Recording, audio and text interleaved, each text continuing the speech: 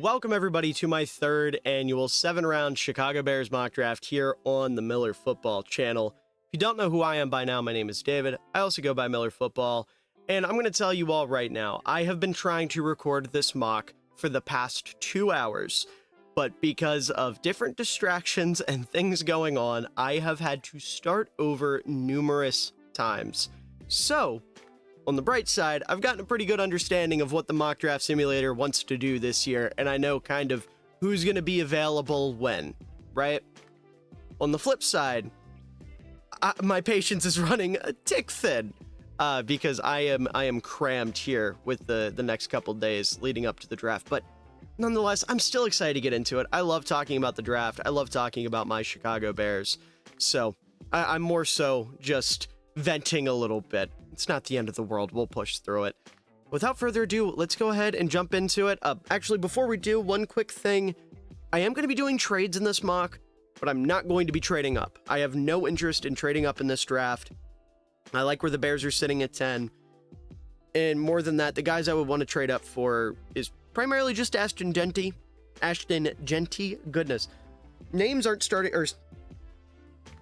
See, this is what I'm talking about, where I'm saying I'm a little spread thin. Talking is becoming increasingly difficult, and names are starting to not sound like names. I love Ashton Jeanty, but I'm not going to trade up for a blue chip running back, is what I'm trying to say. If he's there at 10, you take him. You don't think twice about it. I'm not going to give up capital to move up for a running back. So, without further ado, let's go ahead and jump into it now. Hopefully, that will be our last little goof, as, yeah, he's not going to be there, unfortunately. Jeanty and Tyler Warren and Mason Graham, who would be my big three, and Will Campbell, my big four here at 10, are all gone. So let's see what trade offers we have. The Niners want us to move down one spot and want to give us a pick for that. Minnesota wants to give us a haul, and the Bucks want to give us a good bit as well. So I want to establish something real quick. For this mock, a trade like this, where I'm getting a first rounder next year from Pittsburgh, is obviously awesome. And in real life, if the Bears get an offer like this, I would hope they take it. However, because this mock is obviously only covering picks this year, and I'm using this as an excuse to talk about some players that maybe I won't get to in other videos and talk about fits for the Bears and whatnot, I would rather take picks that are this year. So, as enticing as this is in real life, I would rather take a trade like this just because it gives me an extra pick this year to take somebody. Same thing with a trade like this where, you know, sure, 1953 and a second next year probably isn't as nice as 21 and a first next year, but you get my drift. That being said, we're going to take this. I mean, pick 75 to move down one spot. I'm all for it. And then we're going to get more offers. The Niners traded up for Matthew Golden. I'm cool with that. He's not someone I would have taken anyways. Move down 4 spots and then move up on day 2. I will happily do that. I'm going to try not to get trade crazy. Let's see here. At 15, Will Johnson going off the board to the Packers sucks. I love Will Johnson. Derek Harmon would have been nice to have here at 15.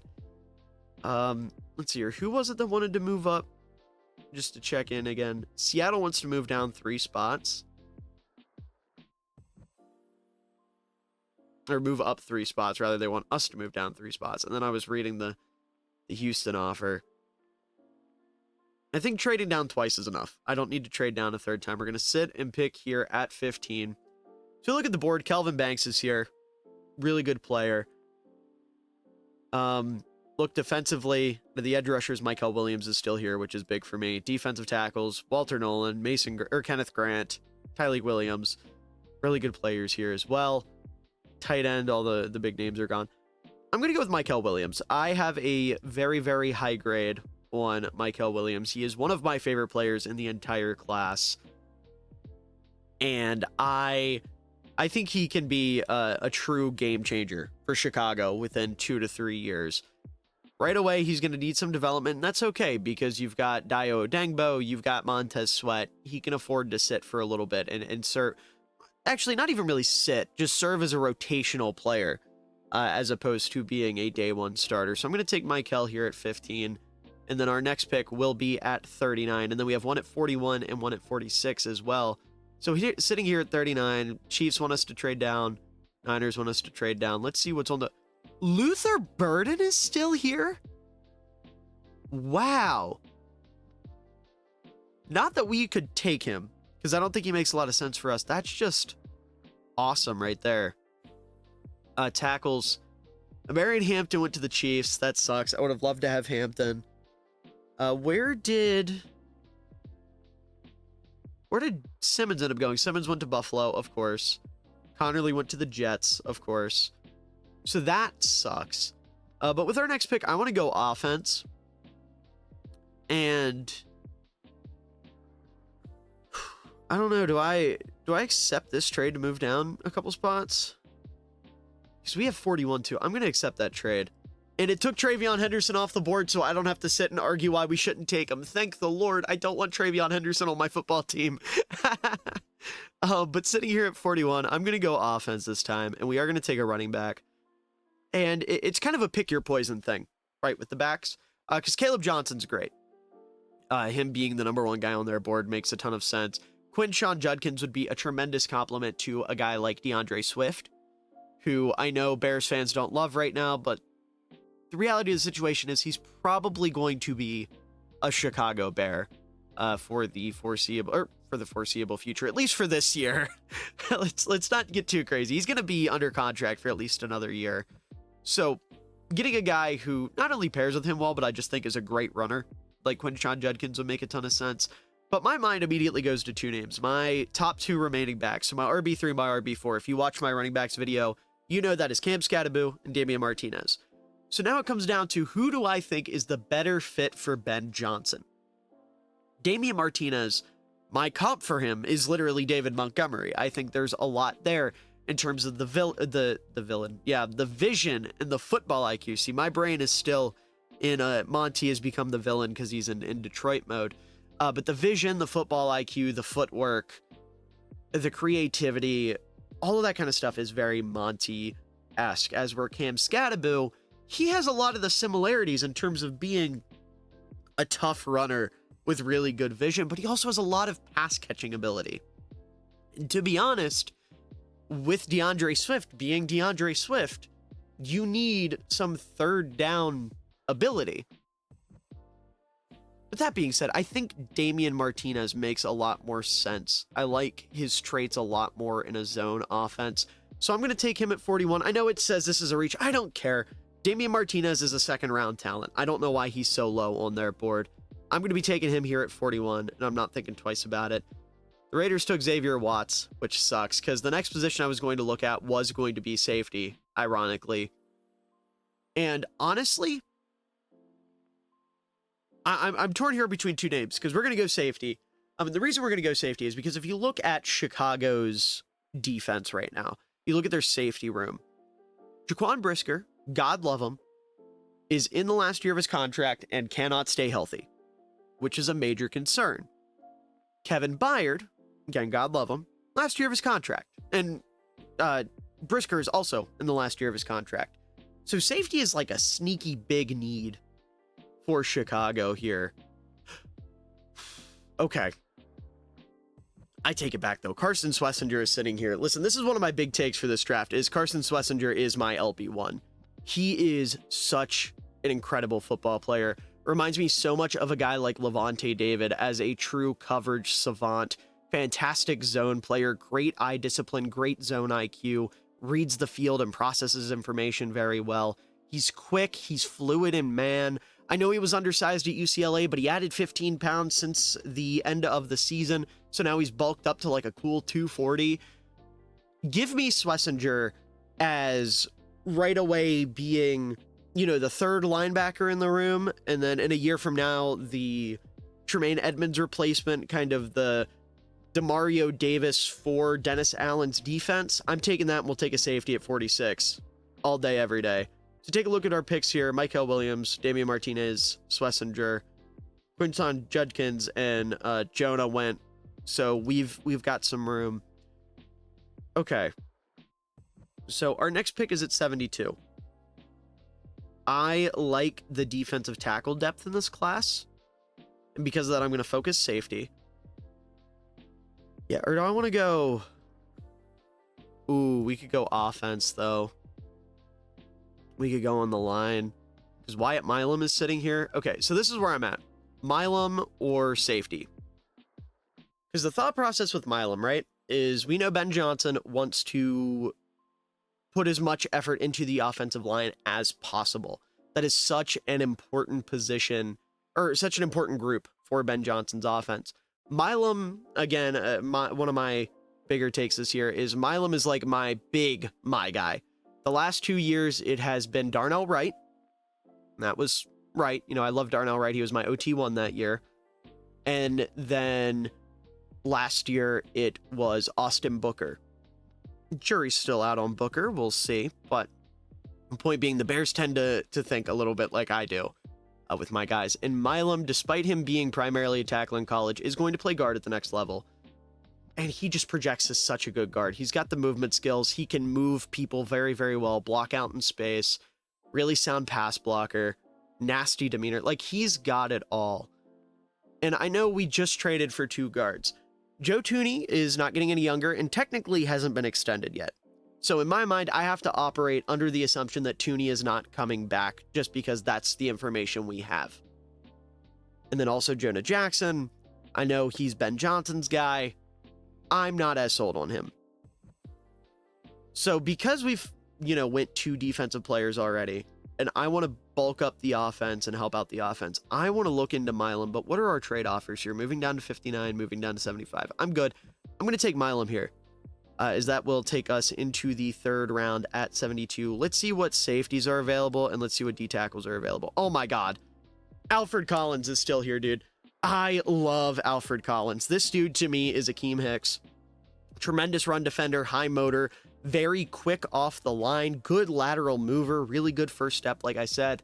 And he has the ability to grow as a pass rusher. So bringing him in to play early downs and then, kind of rotate in and out on 3rd down to start out with Grady Jarrett being in the room. Dayo Odengbo can play inside.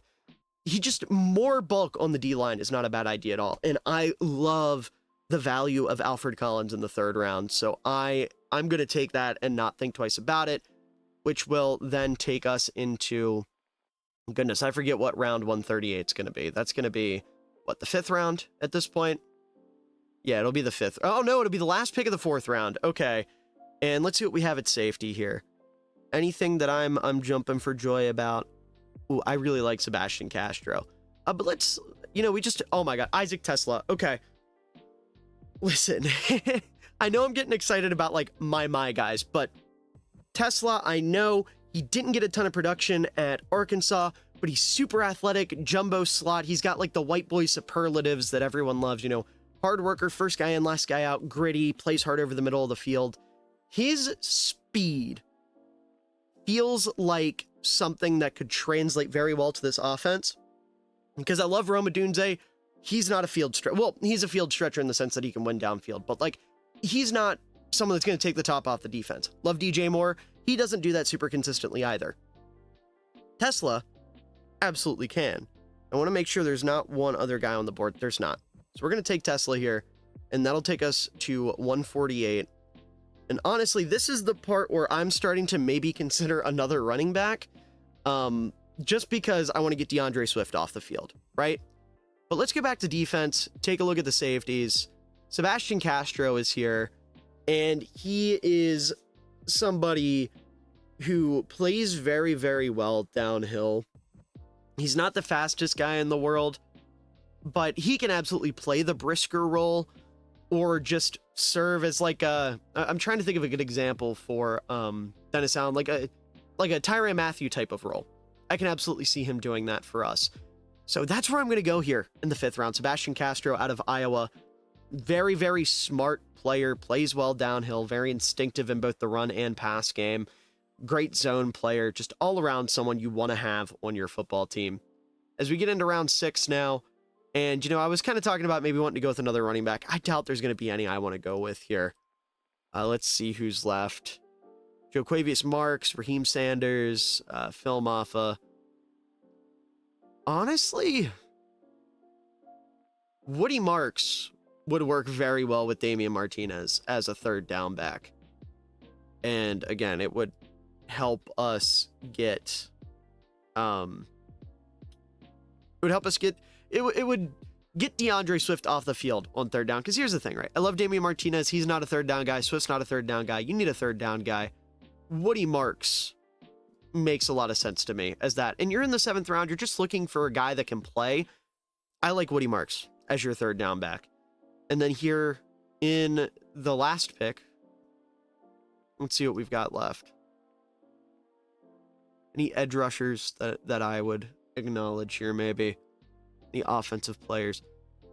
Look, here's the thing. I'm me. I want to see who can maybe play fullback for us. So I'm going to try to see if my boy, Brock Lampy isn't here. Okay. Second idea, Robbie Utes. I mean, I love Robbie. He can be your tight end 3. He can serve as your fullback. He can play special teams. He can do a lot for you. And again, in the 7th round, you're just trying to find a player that can contribute. I would have loved for Ben Johnson to get a guy like, you know, Ty Robinson out of Nebraska, or JJ Peegs, or Willie Lampkin, someone who can maybe play another position, which Robbie can too. Again, playing tight end, that's another position. So I'm going to take Robbie Utes here with our last pick. You know, again, 7th round, you're probably not going to get a starter in the 7th round. So getting someone that can do anything is notable. So across the board, I'm really, really happy with this draft. Got a lot of my guys, right? Mykel Williams, like I said, will start out not as a starter, but will work his way into that very quickly. Will be a nice rotational piece to start out. Damian Martinez, that's your David Montgomery for Ben Johnson's offense. Very, very fun player. Carson Schlesinger will start out just finding snaps on special teams, probably, maybe coming in certain packages. And then long-term is your Danny Trevathan not Danny Trevathan, goodness, your Tremaine Edmonds replacement. If we were still trying to replace Danny Trevathan, we'd be in trouble. As you get to Wyatt Milam, also in the, would be the 2nd round. Goodness, we had 3 second-round picks in this draft because of trades. Wyatt Milam gives you flexibility on the interior, gives you an opportunity to maybe move off of one of the guards sooner rather than later. Also, just adding a good football player can never hurt. Maybe even play him at tackle long-term, because we didn't end up being able to get a tackle here. So who knows? He'll play somewhere and make an impact. Alfred Collins in the 3rd round. Awesome run defender. A lot of upside as a pass rusher. Great rotational player to start out. Isaac Tesla, not sure how to pronounce his name. You'll have to excuse me. Juiced up slot receiver with a lot of speed to add that kind of dynamic element to your offense. Someone that Ben Johnson would have a ton of fun scheming for. Sebastian Castro, really good coverage safety who lays the wood downhill. Someone that long-term can be your Jaquan Brisker successor if you decide that his injuries are too much and you don't want to pay him. Joquavius Marks, Woody Marks, you know, that's your 3rd down back in the 7th round, just looking for someone who's going to get on the field. And then Robbie Utes, your tight end 3, special teamer, your goal line fullback, just going to find his way onto the field. And more importantly, make sure that Doug Kramer never lines up at fullback again. That's the big thing with that pick. So I'm very happy with this draft. Let me know what you think down in the comments below. I know we didn't get some of the sexier picks, the Ashton Genties of the world, the Kyle Williamses of the world, you know, guys like that. No Travion Henderson. Thankfully, I'm very anti-Travion Henderson for the Bears. Just reminds me too much of DeAndre Swift. But regardless, let me know what you think down in the comments below about this draft. Would you be happy about it? Would you be upset about it? Are there any positions that I should have addressed that maybe I didn't? I know tackle is going to be a big one, but, you know, you still have Braxton for another year. Maybe you can figure something out there. Also, make sure to let me know down in the comments below what you want to see the Bears do in the draft. Is there a player that I didn't mention that you would love to see in the navy and orange? Please let me know down in the comments below. I would love to have those conversations with you guys. Also, make sure to leave a like if you enjoyed the video, because it does help out the channel a ton. Shows your support, shows you care, and I really do appreciate it. And also make sure to subscribe, because we are going to be uploading 2 more times before the draft. And then after the draft, we're going to be talking about it for months on end, doing some film breakdowns, talking about draft classes, all sorts of fun stuff that you definitely won't want to miss. But with all that being said, that's going to do it for me. Hope you guys had a good one. Hope you guys enjoyed.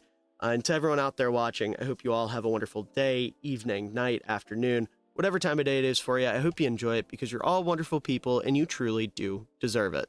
Had a chance on the throwback. This was an ill-advised throw. What an unbelievable catch by Cole Kmet. And he cups it too. No movement when he hits the ground, tucked up against his shoulder. Wow, using that